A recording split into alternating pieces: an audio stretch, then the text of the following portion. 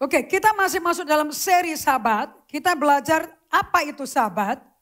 Oke, kenapa Sabat dan bagaimana melakukan Sabat. Basically, the topic itu 3 area itu. Nah, kemarin saya khotbah melalui YouTube dan Zoom bagi jemaat kami yang ada di Bali untuk gereja satelit kita. So Sabat actually dari kata Peter Scazzero, ini dibagi dalam 3 slide tapi ini perkataan Peter Scazzero semuanya. Sabat berasal dari bahasa Ibrani, makna katanya tidak lain adalah berhenti. Tapi tidak disuruh kamu dibentak, berhenti. Bukan, gak begitu. Berhenti, tidak dibentak berhentinya. Untuk stop bekerja. Kenapa kok disuruh berhenti untuk stop bekerja? Because itu nature-nya Allah, natur kalau bahasa Belandanya. Naturnya Allah, memang pribadinya Allah seperti itu. Oke, dan di Kejadian 2, Anda bisa baca sama-sama kembali supaya ini ter-ingrain in your mind. This is not knowledge ya, this is lifestyle. Makanya kalau kalian datang di Practicing the Way di hari Kamis, kalian gak bisa dengar khotbah loh itu. You really have to do it. Sayang ya, ternyata saya memang harus melakukan 6 tahun pertama kali dulu untuk day by day. Because saya menghadapi orang-orang yang namanya leaders, yang namanya core team. But you are not kamu bukan orang disiplin. Untuk hidup berhasil dengan Tuhan harus disiplin. Bukan teriak-teriak. Bukan berbahasa roh. Ngapain berbahasa roh kamu juga gak ngerti kok. Apa artinya? So 1 Korintus 14 kamu mesti baca hati-hati. Nasihat Paulus. Lihat kemari. Kepada jemaat Korintus. Hanya kepada Korintus. Ini jemaat yang paling sombong. Orang kaya semua. Ahli filsafat. Dan mereka selalu menyakiti Paulus. Dan meniadakan pelajaran kebenaran dari Paulus. Dengan mereka ikut guru-guru palsu. Guru-guru palsunya sangat keren, mentereng, kaya, penampilannya keren, berbahasa cantik kalau ngomong. Itu guru palsu. Tapi Paulus dia ngomong jelas sekali di suratnya kepada jemaat Filipi, kepada Timotius, muridnya yang terkasih, maupun ke Korintus. Kalau ngomong apa adanya, keras. Tapi yang penting buat aku bukan kefasikan, kemanisan kata-kata halus. Kuasa Allah yang nyata.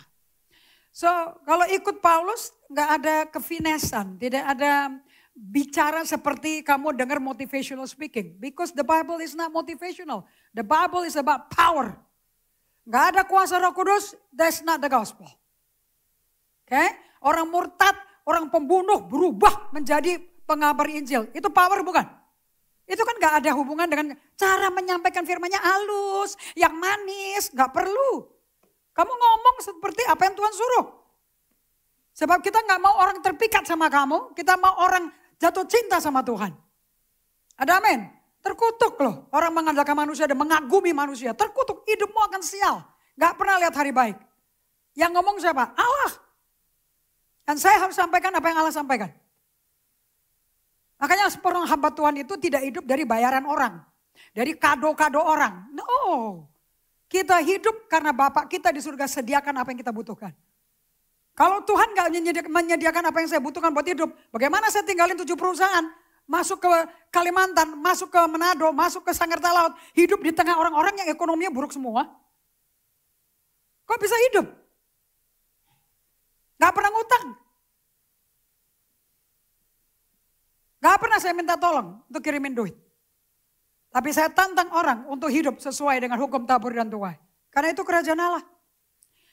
Because when you give, you love. Kalau kamu tidak bisa memberi, you don't have love. Makanya Paulus dengan berani ngomong, kamu kalau memberi dari sukacita. Jangan karena kepaksa, karena kamu sedih. Karena orang yang sedih terpaksa gak ada kasih. Orang yang kayak gitu gak usah ngasih. Tidak perlu kasih, karena Allah tidak perlu ditolong. Tapi pada orang-orang pada waktu Musa lebih bagus lagi di kitab Keluaran. Dan Musa meminta pada semua orang dan dia jelas ngomong. Semua yang digerakkan roh Allah. Hanya digerakkan roh Allah. Bawa semua yang Allah berikan pada kalian waktu keluar dari Mesir. Semua emas, kain lena, perak, tembaga dari Mesir yang kau jarah 1 malam pada hari Paskah pertama. Bawa kita untuk bangun tabernakel Allah. Yang kita kenal sebagai tabernakel Musa. Dan dikatakan hanya yang tergerak. Pada waktu yang tergerak maju memberi, sampai Musa mesti stop, lu lebih kebanyakan persembahannya. Itu 3 juta orang loh. Gak semuanya memberi. Itu saja udah berlimpah. Jadi jangan berpikir kalau gerejanya banyak orang, pasti persembahannya banyak, pasti pendetanya kaya. Belum tentu. Belum tentu. Semakin lebih banyak orang, semakin besar biayanya. Gedungnya udah semakin besar, peralatan semakin mahal, semakin banyak kos. Gak cocok. Ekonomi dunia tidak masuk dalam kerajaan Allah. Kerajaan Allah saat kalian menabur dari kekurangan seperti jemaat Makedonia. Dari kekurangan di tengah kemiskinan. Mereka mau bantu jemaat di Yerusalem yang mengalami aniaya karena iman dalam Yesus. Dan mereka kepingin dan suka cita sekali memberi. Jadi di Alkitab kita ada 2 pasal didedikasi untuk pemberian berupa uang. Namanya 2 Korintus 8, 2 Korintus 9. Hanya 2 buku ini bicara tentang uang. Dia yang lain gak ada. Dan kepada jemaat Filipi, Paulus berkata, kalau kamu mau bikin utang piutang sama aku, untuk Injil dapat dibagikan, aku doakan kamu. Ini untuk orang yang memberi dengan sukacita. Allahku akan memberikan segala keperluanmu sesuai kekayaan kemuliaannya. Itu doa enggak berlaku buat orang yang takut, terpaksa. Enggak laku, karena kamu enggak melakukan dari iman. So bagaimana kita bisa hidup bebas dari krismon, dari dolar yang naik terus, rupiah yang melemah terus, and tetap kamu hidup lebih dari cukup. Faith. Iman. Gak usah kayak orang melarat, aku mesti ngitung-ngitung ya, berapa aku mesti simpan, uangnya begini. Gak perlu. Tuhan bisa bikin kamu menabur sampai tabunganmu nol loh. Dan itu yang saya udah alami bertahun-tahun. Apalagi ikut Tuhan lebih dari 30 tahun loh. And I never, tidak pernah saya takut kalau Tuhan yang suruh lepas langsung. I don't care. Sebab yang punya uang itu Tuhan. Saya lihat mami saya meninggal. Ini anak 4 nih yang ngurusin warisan. Mamiku tidak menikmati 1 sen loh. Apa yang dia simpen loh. Lucu kan kalau anaknya berantem, rebutan. Padahal nanti anaknya yang sudah umurnya 70 tahun ke atas. Bentar lagi juga selesai. Halo? Betul apa tidak? Mau ditinggalin ke siapa? Masa kan anak yang berantem? Gak lucu dong. Makanya Yesus berkata di Lukas 12, jangan kamu miskin di hadapanku ya. Bukan di hadapan kantor pajak. Bukan di hadapan mertuamu. Bukan di hadapan anakmu. Miskin di hadapan Tuhan. That means kamu gak mengekspansi kerajaan surga. Anything yang Tuhan mau Anda hidup. Hidup andalkan Tuhan. Bukan andalkan manusia. Dan jangan menabur expect besok akan nuai. Gak ada, emangnya ini tempat gambling. Ini bukan Makau loh. Tabur, kamu akan nuai. Kapan nuainya? Kapan nuainya? Besok? Mana ada? Orang nanam biji jagung besok jadi manen buah jagung ada? Atau tunggu berapa bulan? Semuanya kan ada ritmenya kan? Betul? Kalau gajah, hubungan intim laki perempuan, jantan sama betinanya, terus hamil, kapan dia akan lihat keturunannya? Setahun. Gajah itu cuma bisa beranak sekali setahun. Kalau marmut, kelinci, tiap minggu hamil, tiap minggu lahir. Semua ada aturannya, semua ada caranya.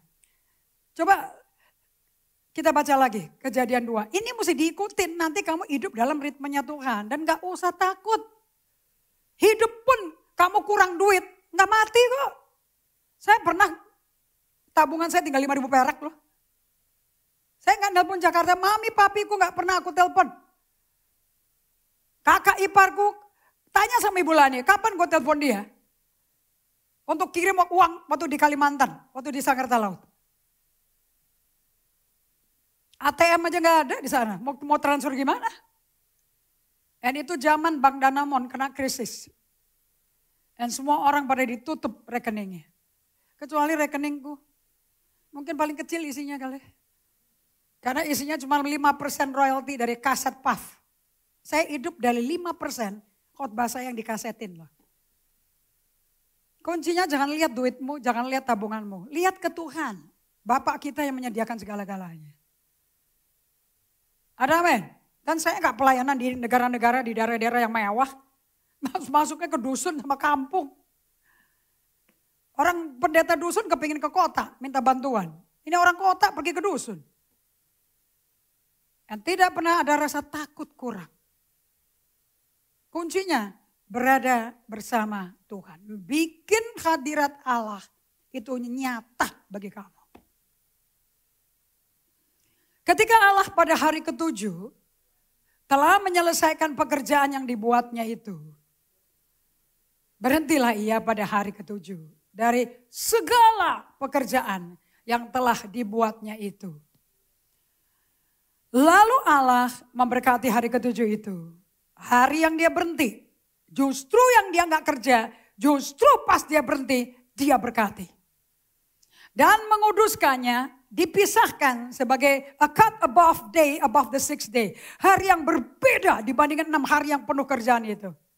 Karena pada hari itulah ia berhenti dari segala pekerjaan penciptaan yang telah dibuatnya itu. So, di slide yang ketiga, Sabat adalah satu hari selama 24 jam per minggu. Ini rumusnya kayak gini nih. Sama seperti Allah pencipta kita berhenti total dari apapun yang berurusan dengan pekerjaan. Baik kita maupun Allah. Allah aja berhenti kok.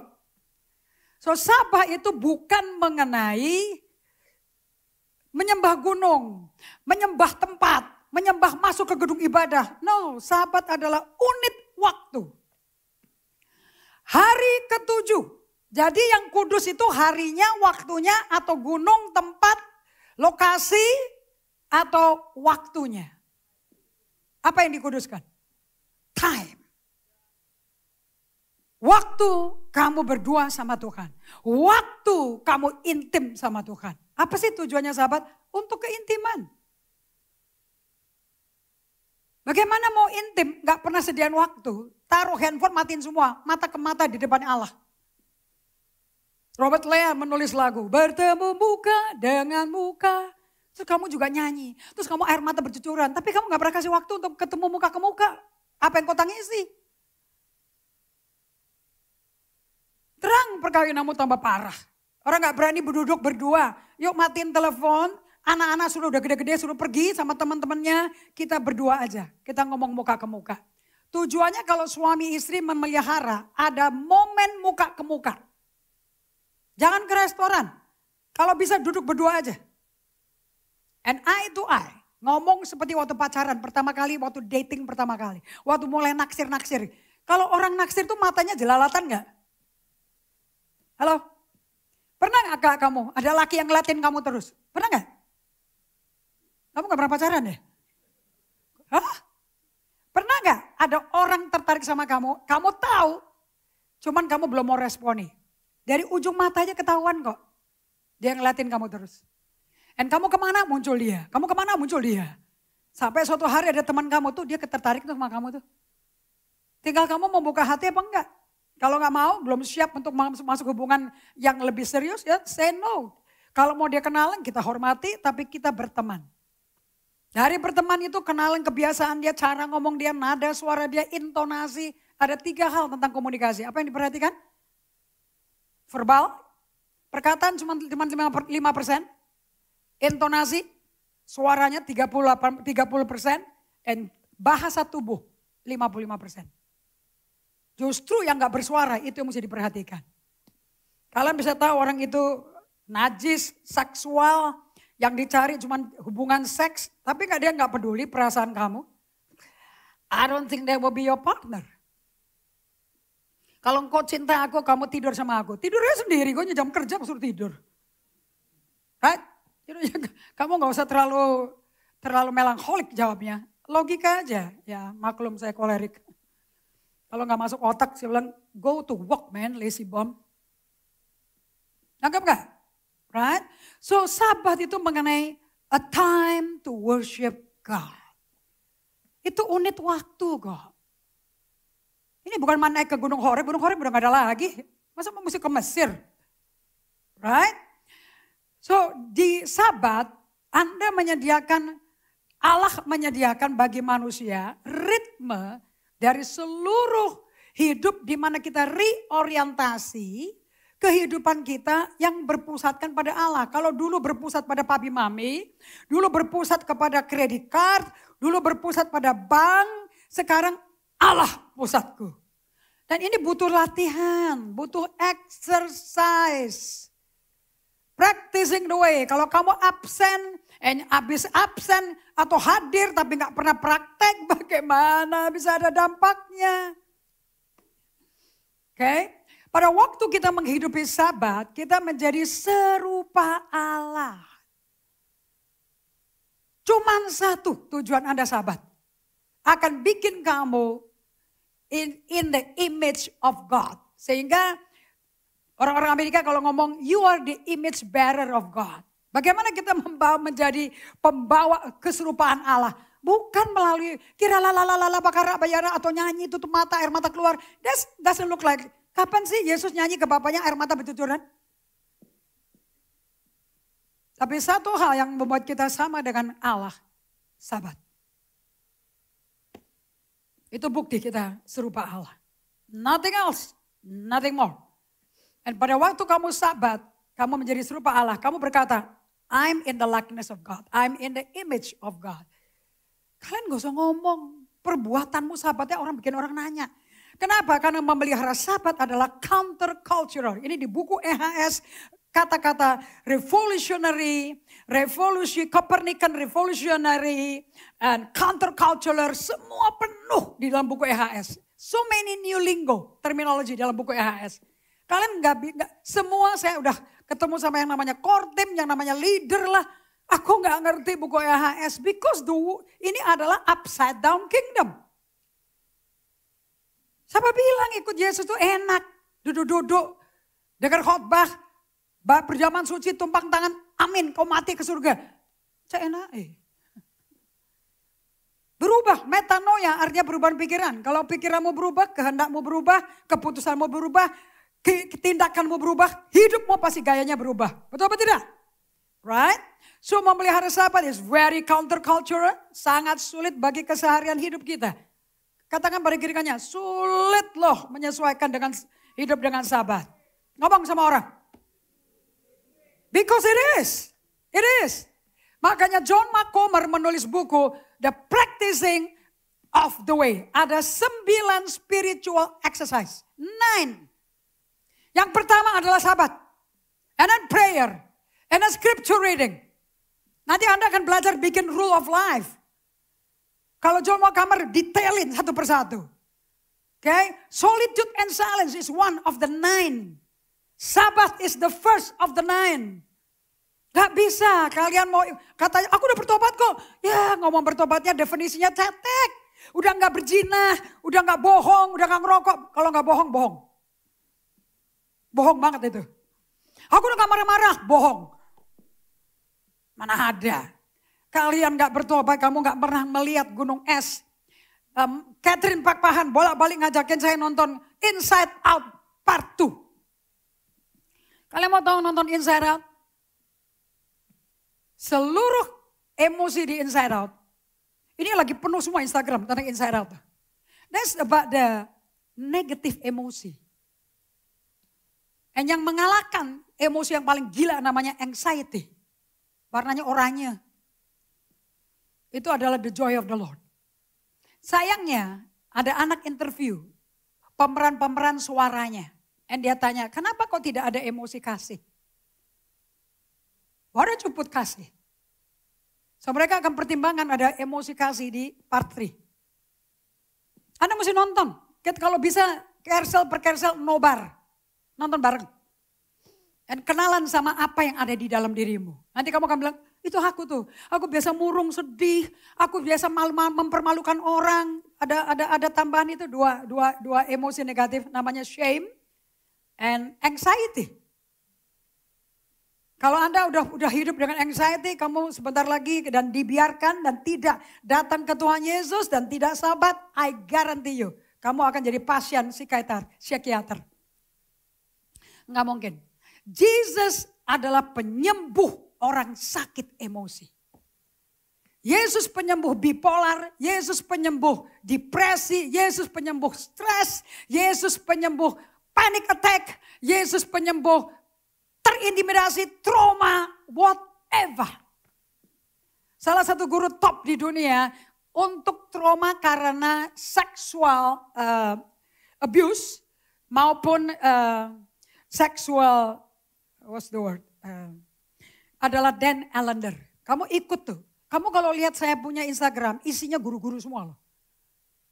So pada waktu kalian melakukan praktek hidup ritme, katakan ritme. Everything in the world ada ritme. Gak ada hidup gak tanpa ritme tuh ora-ono. Oke, kalian waktu bangun, apakah ada ritme matahari terbit? Yes? Apakah ada ritme matahari terbenam? Apakah ada ritme bulan dan bintang terbit? Apakah ada ritme matahari terbenam tapi terbit di negara lain? Tuhan itu nggak perlu dibantu ya, mengatur lalu lintas alam semesta, nggak perlu loh. Saya rasa Elon Musk buang-buang duit tuh, bikin apa jet atau bikin apa tuh? What do you call that? Roket pergi ke Mars. What for? Oh Allah kita maha tahu. Dia untuk kita tahu tentang Mars juga ada di firman-Nya. Baca dong Mazmur 19. It's all about ruang angkasa. Nothing so special about it. Yang Tuhan tidak tahu, orang dia penciptanya. Bukankah lebih pintar kita kenal penciptanya daripada menyelidiki ciptaannya? Aduh aku gak denger nih. Ini mental kamu, yang liburan anak loh. Bapak tetap cari duit loh. Halo? Oke, Ria sama si Johan sudah di Jambi. Nanti pulang balik bapak empek-empek dong. Oh empek-empek Jambi sedap. Oke. Banyak keluarga yang keluar kota, banyak keluarga yang mesti traveling because it's a holiday. Okay? Why don't you make your vacation a Sabbath vacation? Mumpung anak nggak ada kerjaan, mumpung anak lagi libur, guess I don't know how long mereka liburan. Okay? Kalau sekolah kita I think lebih dari sebulan, why don't you make latihan Sabat bersama anak-anakmu? Masukin mereka ke ritmenya Tuhan. Jangan main terus. Orang hidup tidak dari main saja. Kalau Tuhan lebih jelas lagi. Manusia tidak hidup dari roti saja. Tapi hidup dari setiap perkataan yang keluar dari mulut Bapa. Nah itu didikan daripada baby dedication. You need to hear the voice of the Father and give it to your children. Give it to your wife. Makanya suami istri yang gak pernah sahabat. Saya jamin kamu kaku. Lihat muka ke muka, mata ke mata. Kaku. You just assume, you take it for granted. Bini gue ada di sini, suami gue ada di sini. Okay? Sampai salah satu gak ada, then you will know. Baru mengingat kebaikan dia, baru mengingat betapa dia berharga bagimu. Tapi untuk hidup gak pernah diafirmasi. And Anda baru bisa menghargai, baru bisa mengerti kalau Anda berdiam. Okay? So why do we do Sabat? Kenapa kita melakukan Sabat? Karena kita didesain buat itu. So nomor 1, kita menjadi serupa Allah. Nomor 2, itu desainnya Tuhan. Tulis supaya kamu jadi penyambung lidah saya, jadi kamu ngomongnya sama saya. Jangan menjadi jemaat GGA, tapi pembicaranya mengenai hal-hal yang tidak dibicarakan di GGA. Kita didesain untuk rest. Yang ketiga, supaya hubungan saya dengan Tuhan semakin kuat dan semakin sehat dan semakin intim. The purpose for intimacy. Keintiman. Sama seperti Yesus dengan jemaatnya, demikian hubungan suami istri. Keintiman. Dari hubungan suami istri yang dicari keintiman.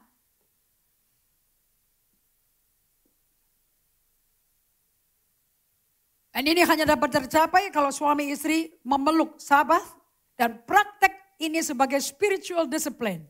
Nomor 4. Sabat adalah spiritual exercise atau spiritual discipline. Yang mesti dipraktekkan untuk merubah hidup saya.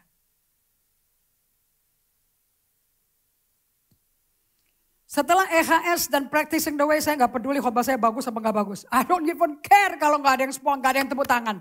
Karena firman ini akan bekerja di dalam batin Anda untuk menghasilkan transformasi. So Anda kepingin pesan yang mentransformasi hidupmu atau kepingin pesan yang menarik bagi kalian? Kalau kamu mencari khotbah yang bagus, berapa orang suka sama khotbahnya, dan saya minta fee buat saya. Karena saya mesti merancang khotbah yang menyenangkan hati dan kuping kamu.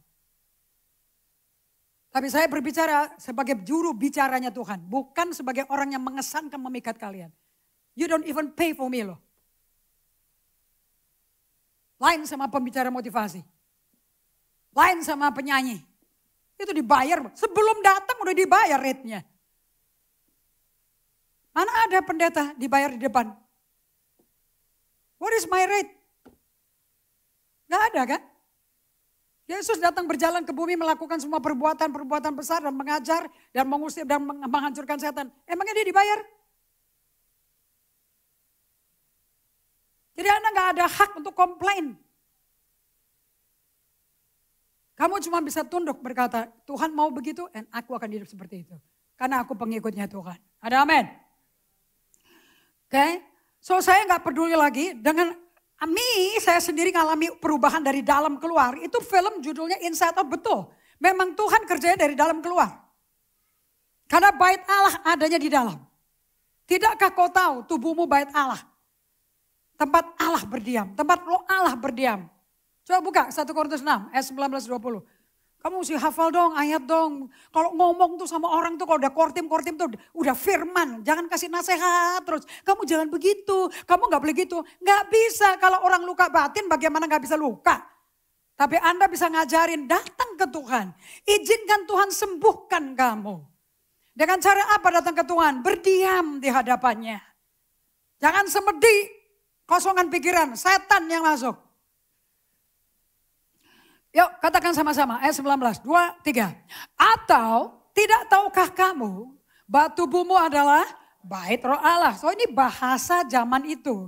So kita ganti pakai bahasa sekarang. Atau tidak tahukah kamu bahwa tubuhmu adalah rumahnya Roh Kudus yang diam di dalam kamu. Bagaimana kamu gak jatuh cinta sama Tuhan? Tuhannya ada di dalam kamu.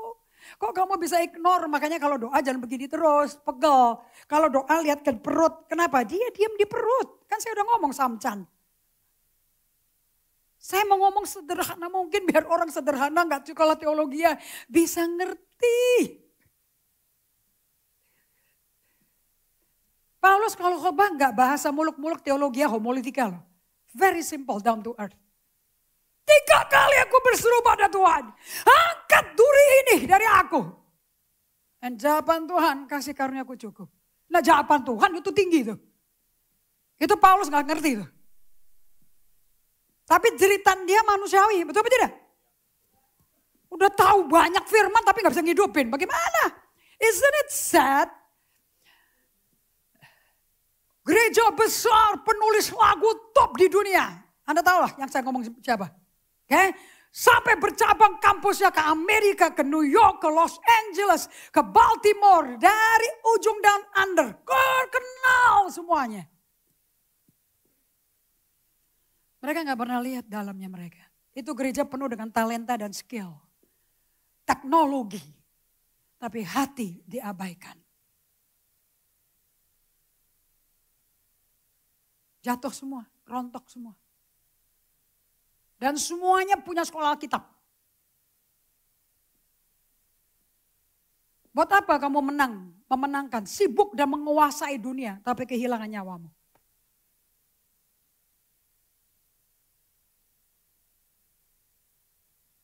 Dan gereja isinya kalau ada pendeta yang mengalami restorasi, yang mesti istirahat dulu, mesti bertobat. Wah, dikecam dengan gosip, dirajam batu loh.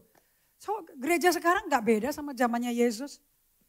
Yesus dilempar perempuan yang gak pakai baju, yang cuma dibungkus-bungkus karena dia berjinah. Dan yang lempar ke depannya Yesus siapa? Kok orang Farisi? Maksudnya orang Farisi ini apa sih? Polisi. Yang mengecek semua pelacuran.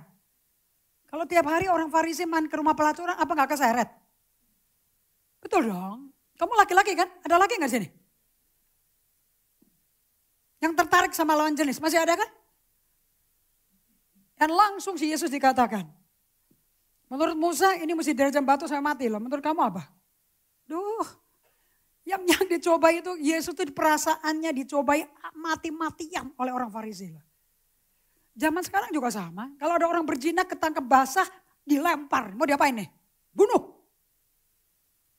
Dan Yesus jawabnya terburu-buru atau diam dulu.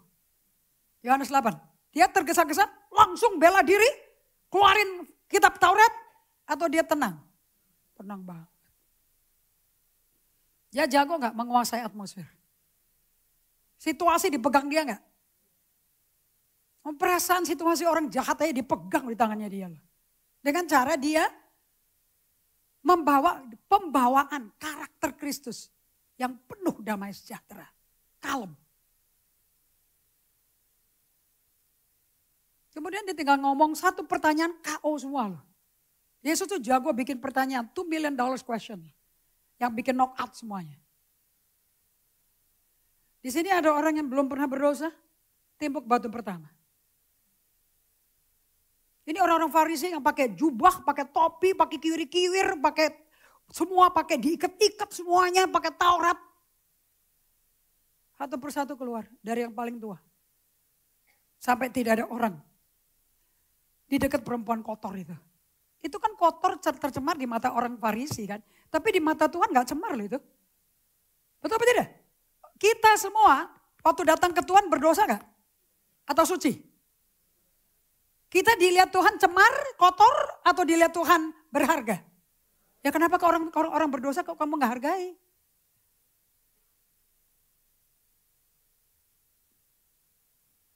Dan setelah itu Yesus ngomong satu pertanyaan $2 juta lagi kepada perempuan itu. Satu kepada yang menghakimi. Ingat ya, kalau engkau menghakimi orang, kamu sendiri lakukanlah. Itu udah hukum Allah. Roma 2 ayat 1. Coba baca sebentar, Roma 2 ayat 1, biar hafal. Yang suka menghakimi, gue gak terima dia digituin, gue gak terima gitu. Bacalah. Kamu melawan dan menyerang kembali, that's who you are. Roma 2 ayat 1.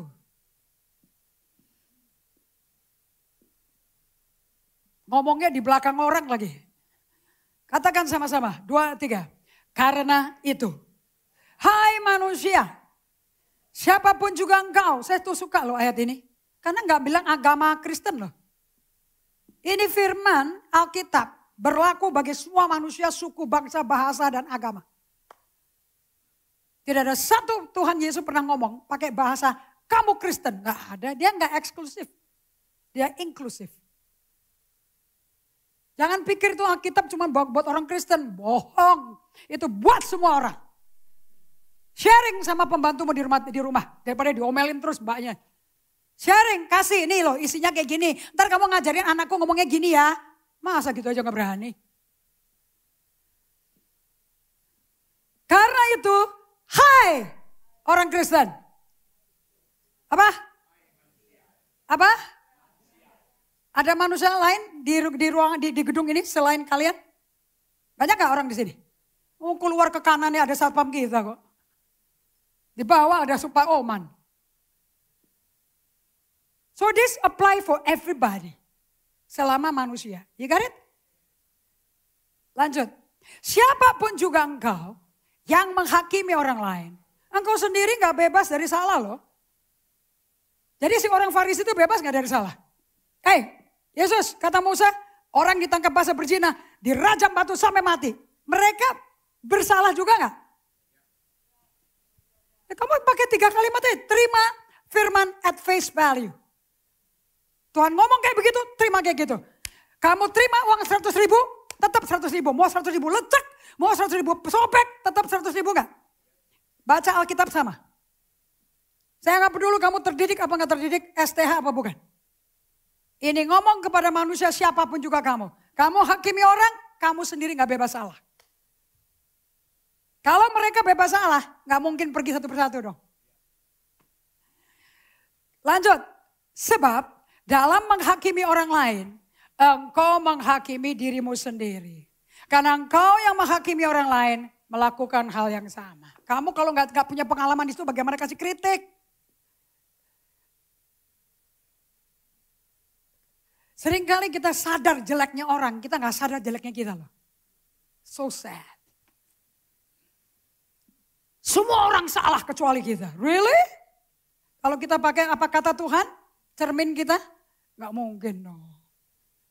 Dan itu perempuan pelacur yang harus berjuang nafkah dan nggak tahu punya kemampuan lain kecuali berzina, menjual badannya untuk sekedar nafkah setiap hari. Hari itu ditransformasi loh. Itu transformasi 100%. Cari firman yang mentransformasi hidupmu, bukan firman yang bagus, yang dikagumi orang. Yang dikagumi orang itu kamu, bukan khotbahmu. Perempuan, ibu, mana orang yang menghakimi kamu? Gak ada Tuhan. Yang paling saya kagum dengan wanita Samaria, karena saya hidupnya kayak wanita Samaria sih dulu. Yang saya kagum sama si wanita Samaria, Samaria itu benci dan musuhnya Israel. Musuhnya suku Yehuda, musuhnya bangsa Yahudi. Berarti dia nggak mau ada hubungan sama Yesus dong. Langsung dia ngomong, bawa suamimu kemari. Dan langsung dia berkata, aku nggak punya suami.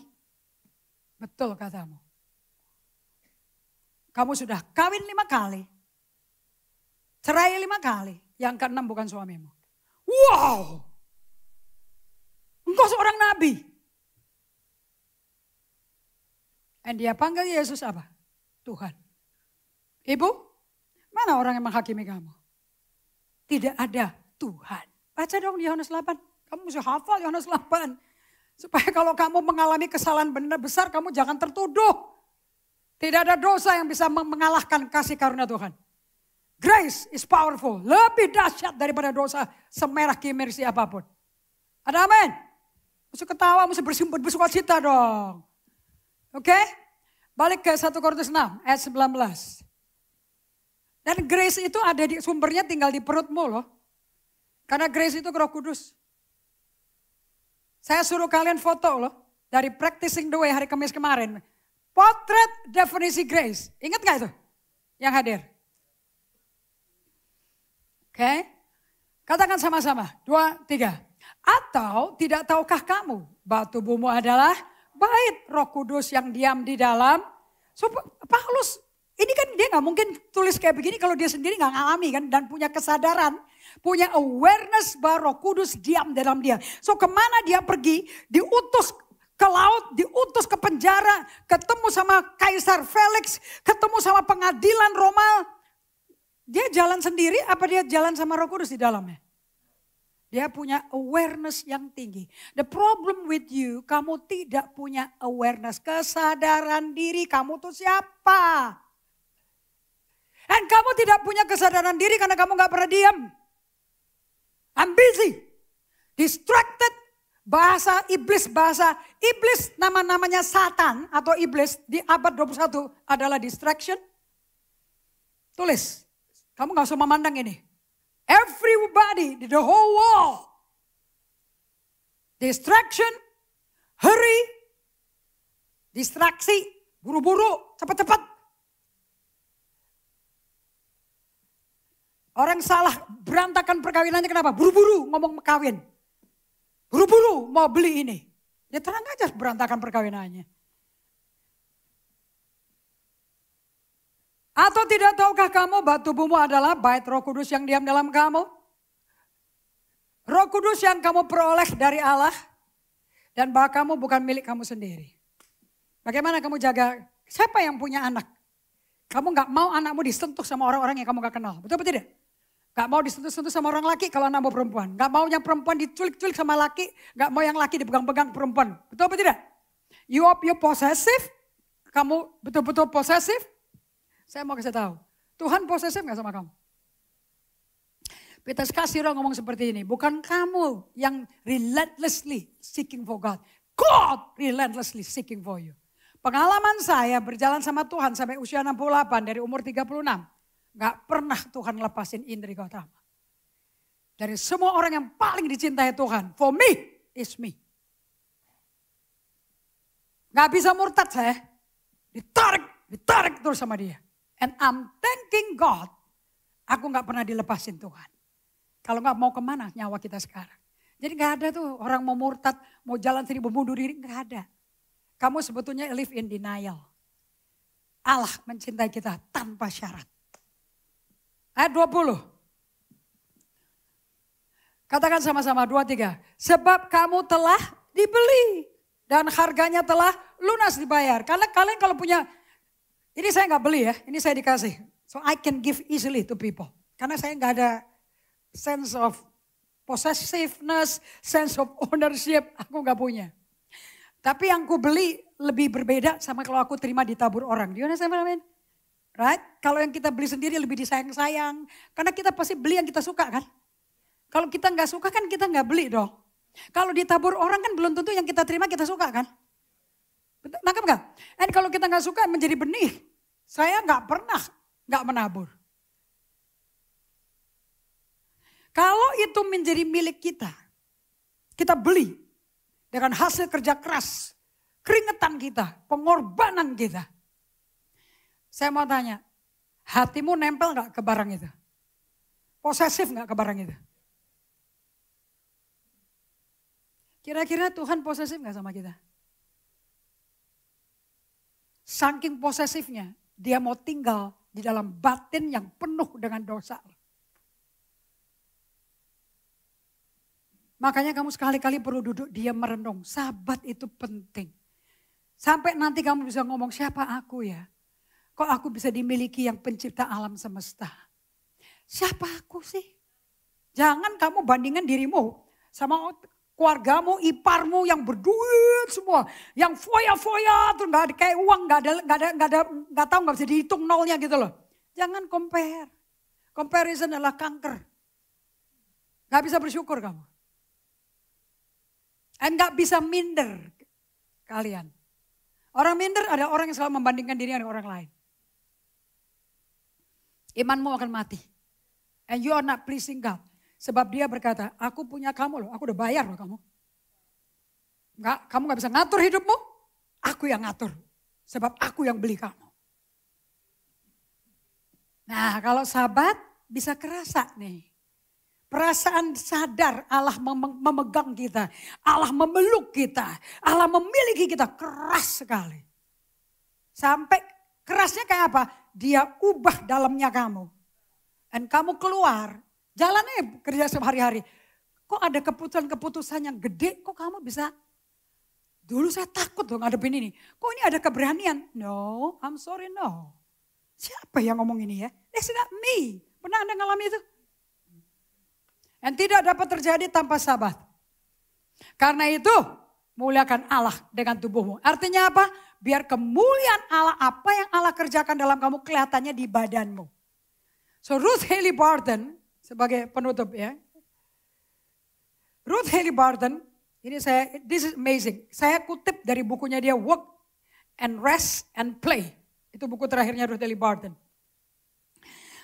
Dalam quote-nya Ruth Haley Barton, what is Sabbath actually? Sabbath is a gift. And saya tadi dengerin Gary Chapman. Kalau ada orang ngomongnya kayak gini, oh bahasa kasihku gift. Apostle bikin tes ini dari tadi malam sama tadi pagi sambil nyisir rambut 3 kali. Untuk orang dewasa, with your love partner. 1 untuk teens remaja.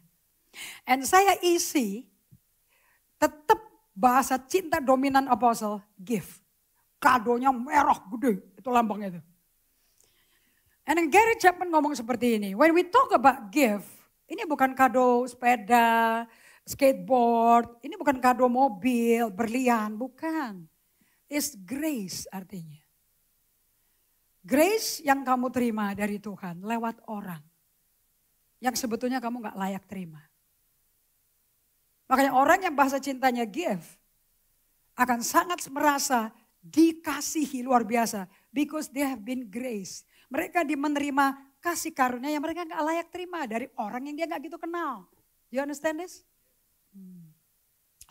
And Ruth Haley Barton ngomong seperti ini. Saya ngomong pelan-pelan ya.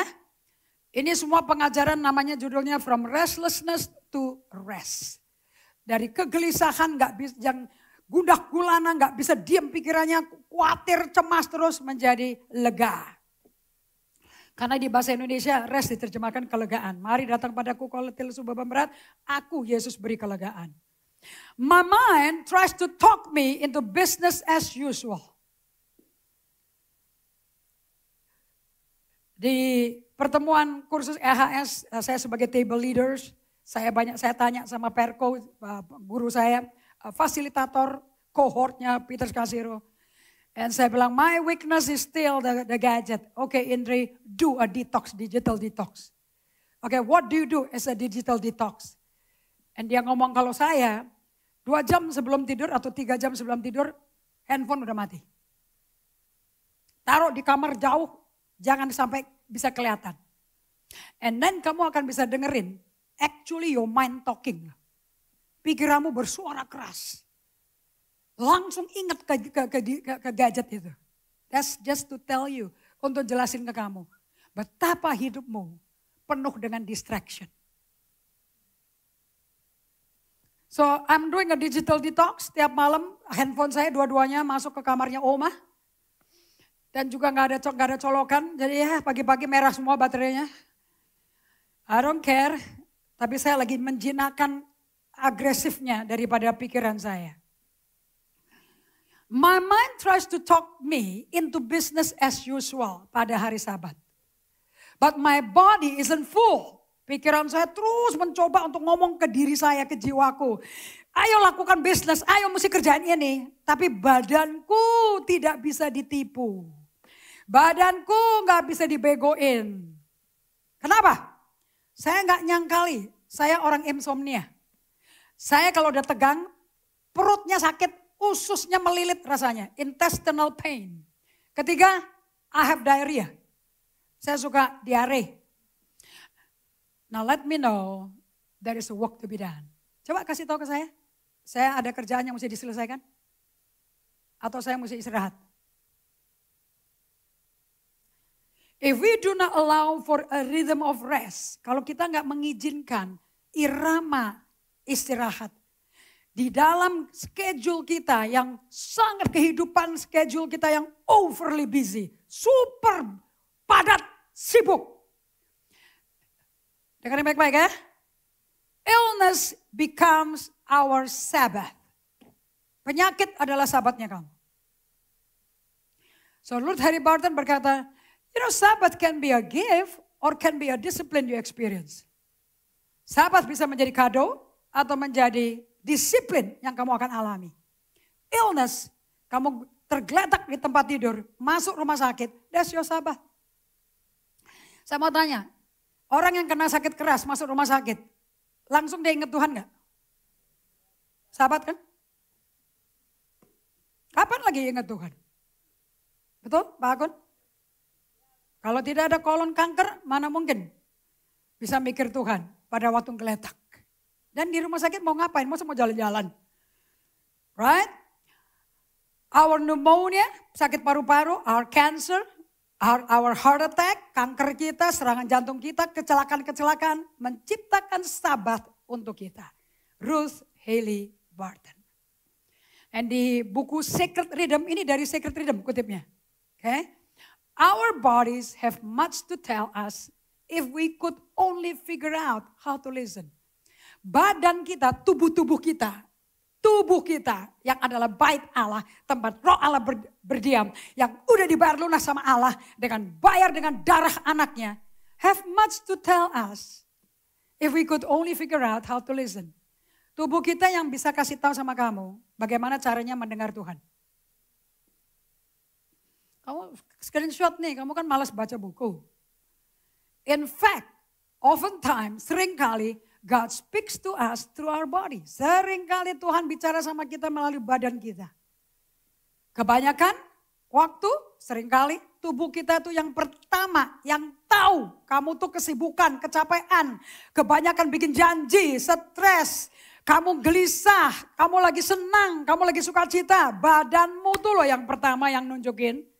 And when we need to attend to something that is causing us pain or disease. Kalau baca kata disease, bicaranya gini, disease. Tidak ada kelenggangan, tidak ada kenyamanan sama sekali. Orang sakit tuh gak nyaman. I can't trust my mind. So dengan ini Ruth Halliburton berkata, saya nggak mau percaya pikiranku. Sesering saya mau percaya badanku. So Peter Scarsero berkata, tubuh kita, bab 4 dari EHS, bahasa Indonesia.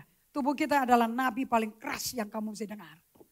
Jadi kalau kamu kaget-kaget ada diabetes, ada darah tinggi, ginjal gagal, segala macam. Basically gak usah worry bukan penyakit itu. Itu bisa hilang kok, asal kamu diam. Ambil sabat 24 jam, tidak kerja sama sekali. You be healed. Gak mungkin gak. Oke, so saya mau tutup dengan kutipan saya ambil dari buku Emotionally Healthy Leader saya. On Sabbath. Kalian kalau hidup seperti ini, kamu akan sakit keras. Next please, Sony. Kamu akan sakit keras. Tapi kalau kamu hidup dengan ritme yang kedua, kamu akan sehat emosi, sehat badan. Oke? Secular rhythm, ritme irama hidup orang sakular, orang duniawi. Walk. Vacation, pakai tanda seru 3 loh. Walk, vacation. Kita liburan mau kemana? Tunggu dulu, kerja dulu. Pulang dari liburan capek lagi. Yang mami-mami, saya kalau dengerin si Levi, aku lagi ngepak baju anak-anak nih. Liburan tegang, mesti ngepak. Nanti pulang liburan, nyuci yang di ngepak. Betul apa tidak? Habis itu suaminya dong, tagihan, credit card statement. Waduh, ini di luar budget nih, gue mesti ngatur lagi budgetnya. Karena selama liburan, cuma 50.000, cuma 100.000. 100.000 2 minggu tiap hari, 7 kali sehari. Bukan 100.000 lagi bro. Anakmu 5, masing-masing 700.000 per hari. Akhir bulan berapa bro?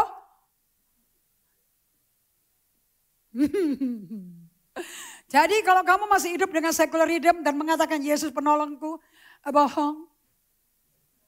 Bambung bohong layar. Itu kamu dong yang Tuhan. Setiap bulan kamu kerja apa istirahat? Di secular rhythm ada rest gak? Ada kata rest gak di situ? Ada kata sakit gak? Itu udah sakit hidupnya kayak begini. Kok tidak ada? In contrast, let's see the rhythm of God look like this. Namanya sacred rhythm. Irama sakral. Yang suci, yang dikhususkan. Memang yang diprioritaskan Tuhan. Makanya kamu jangan sembarangan ya ngomong Matius 6 ayat 33. Kejar dulu kerajaan Allah dan kebenarannya. Maka semua ditambahkan. Enggak, kamu nyari yang ditambahkannya kok. Dan kamu menerjemahkan mengejar kerajaan Allah. Datang ke ibadah. Ini cuma perayaan toh.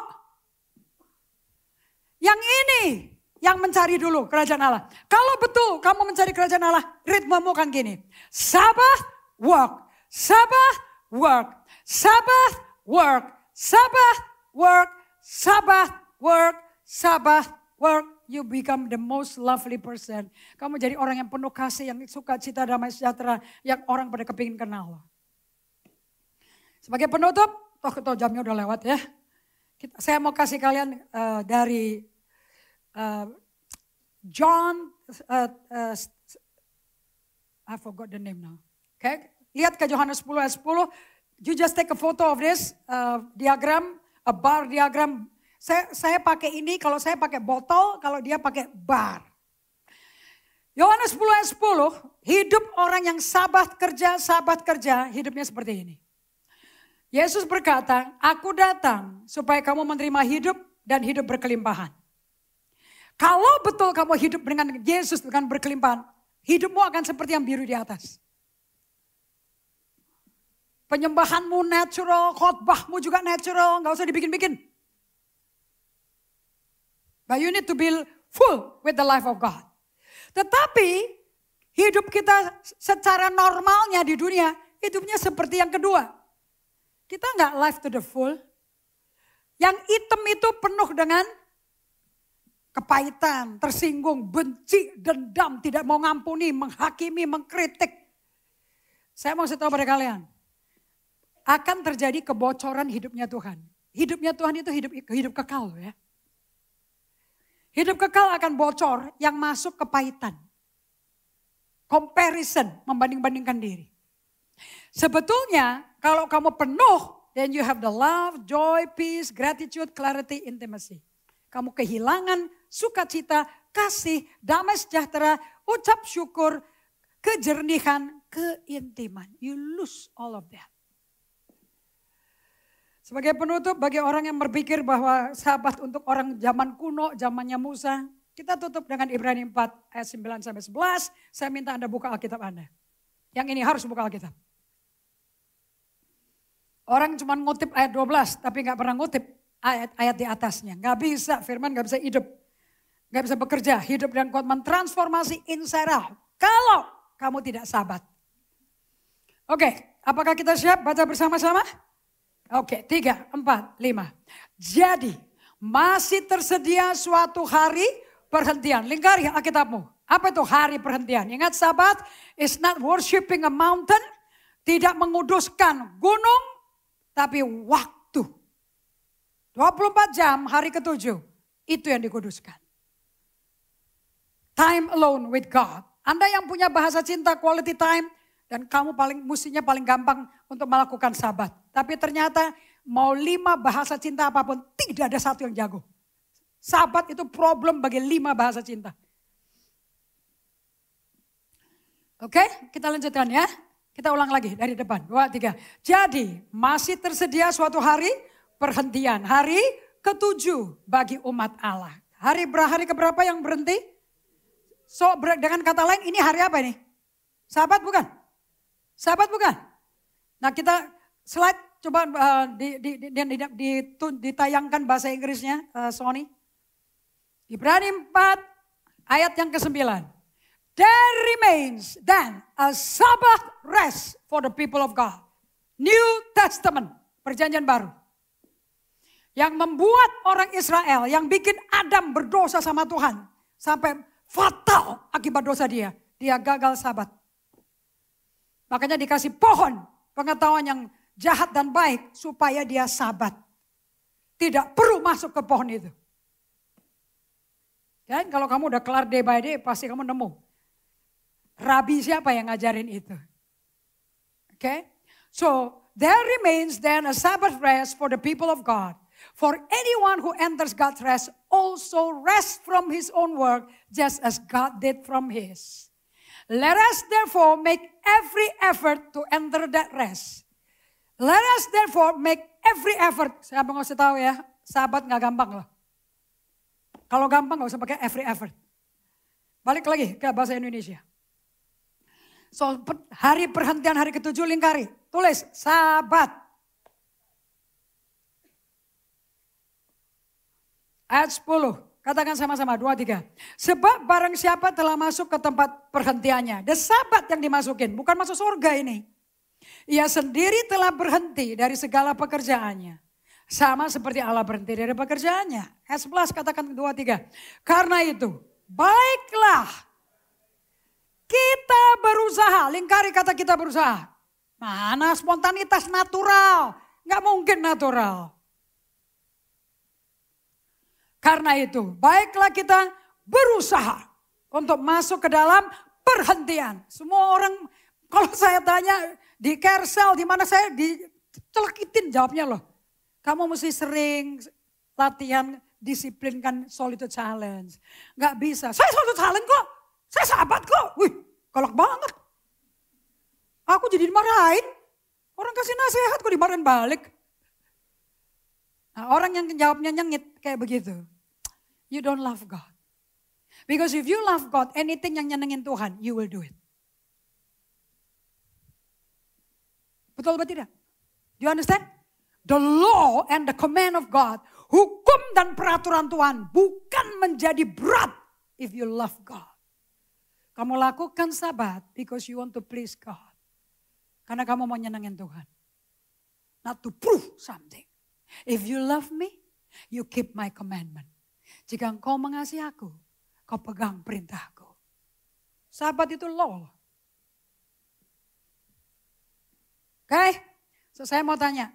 Apakah ayat 11 pakai kata karena itu? Ada kata karena itu? Jadi hubungannya apa? Ayat 11 sama yang atas. Kontennya ayat 9-10. It takes effort loh. Karena itu kita berusaha untuk masuk ke dalam perhentian itu. Supaya jangan seorang pun jatuh karena mengikuti contoh ketidaktaatan itu. So dosa pertama kali dimulai di mana? Tidak melakukan sabat. Kalau sabat nggak dilakukan, merokok, bohong, dusta, pornografi, nipu, pura-pura suci. Itu buah dari orang melawan sabat. Karena sabat sudah ada di Kejadian 2 ayat 1, 2, 3. Manusia diciptakan, Kejadian 2 ayat 7. Betul apa tidak? Sesudahnya loh. Kalian mesti bertobat ya, kalau enggak tersiksa loh ikut Tuhan di GGA. Tapi kalau Tuhan taruh kamu di sini berarti Tuhan ada maksud sama kamu. Ujungnya kamu tidak akan binasa. Karena obat dosa adalah maut. Hati-hati ya, dosa pertama ketidaktaatan mereka. So, saya mau tanya, ini Paulus memakai firman yang dia belajar dari Musa. Ini tentang orang-orang Israel yang tidak masuk tanah perjanjian, yang mati di padang pasir. So dosanya mereka apa? Kerja enggak juga kagak. Betul? Nyangkul juga tidak. Betul apa tidak? Bikin batu bata juga tidak, 40 tahun di padang gurun. Betul apa tidak? Bajunya gede sama badan mereka. Betul apa tidak? Gak ada department store Matahari. Hello? Gak ada mall, gak ada Massimo Dutti. Adanya Ibu Tuti. Right? Saya mau kasih tahu sama kalian. Mereka doing nothing. Tapi mana dapat baju tambah gede, sepatu tambah gede. Gigi kagak ada yang bolong, mata gak ada yang picak. Gak ada pakai kacamata, Musa gak pakai kacamata loh. Dan mereka marah-marah. Karena harus berhenti sabat. Bukankah mereka berdosa bikin lembu tuangan emas gara-gara Musa 40 hari di puncak Gunung Horeb? Apa yang dimarahi? Gak bisa berdiam kan? Ini mana nih pemimpin yang kita keluar dari Mesir? Ini mau diapain nih kita kayak gini? Gak ada kabar, gak ada berita, gak ada instruksi. Saya juga diomelin tuh. Bikin sistem dong. Mau ngapain nih gereja? Didiemin 40 hari. No communication for 40 days dengan Musa. Dimaki-maki sama 3 juta orang. Harun, bikin Tuhan bagi kita. Si Harun gila loh, gila. Itu orang takut sama orang tuh edan. Terus Musa turun dengar suara pesta, itu pesta orgi loh, pesta seks. Gitu. Dia turun, dia mau lihat suara siapa itu. Dibanting, kaget, shock lihat apa yang dia lihat. Free sex. Sambil sembayang pada lembu. Kalian tahu gak masanya dari mana? Dari Mesir yang Tuhan kasih. Itu bajingan gak tuh? Itu bahasa Perancis loh tuh. Dan Musa tanya, Harun, kenapa kau bikin mereka berdosa seperti ini? Enggak, bukan gue. Duh, kalau Indri Gotama jadi Musa, gue ulek. Tapi Indri sama Musa sama kok. Dua-duanya pemarah. Enggak tahu, mereka minta jadi Tuhan. Gue minta perhiasan mereka, saya lempar ke api, dung, keluar sapi. Emangnya bodoh Musa. Orang kalau udah bela diri ya, jawaban bego pun dibela loh. And all dosanya apa? Tidak mau mengikuti Musa yang hidup dalam perhentian. Kalian cewek-cewek single di GGA, bukan kurang laki loh di GGA. I think kamu kurang diem. Nanti kamu buru-buru cari orang siapapun yang kamu bisa kontak. Pakai website, pakai LDR, hati-hati. Your sin, bahkan kawin sudah dalam dosa loh. I don't think there's such thing as Tuhan itu penyedia kok. Gak mungkin supply itu harus ada di dalam gereja. I don't think so. Kamu bisa kawin sama orang di gereja juga bisa cerai kok, bisa salah kok. You need to wait upon the Lord. Duduk diam di kaki Tuhan. Dan lihat Tuhan kirim pasangan bagi kamu. Kamu rusuknya dia kok. Be careful kalau ngomong. remember, you belong to God. Kamu miliknya Allah loh. Gak mungkin miliknya dilantarkan. I don't agree with that. Buat Tuhan kasih kamu pasangan gak susah sama sekali. It's easy. Dan pernikahan kehendak Allah loh. Bukan bikin sinode. Pernikahan. Gak mungkin dia akan persulit kamu. Dia mau bikin kamu menanti dia sih. Tapi waktu kamu menanti kamu ngapain? Distracted, hurry, busy. Apa berdiam di kaki Tuhan dan masuk ke ritme sabat, kerja, sabat, kerja, sabat, kerja. Dan ini gak gampang kok berdiam. Make every effort. Siapa bilang ikut Tuhan? Kalau ada pendeta bilang ikut Tuhan tuh enak. Dapat berkat, sakit sembuh, miskin jadi kaya. Suruh dia jual bakul loak gitu. Masuk kerajaan surga, jalannya sempit, pintunya sesek. Sedikit yang masuk. Saya mau dibayar Tuhan, saya gak mau dibayar kamu. Sehingga saya gak ngomong dusta.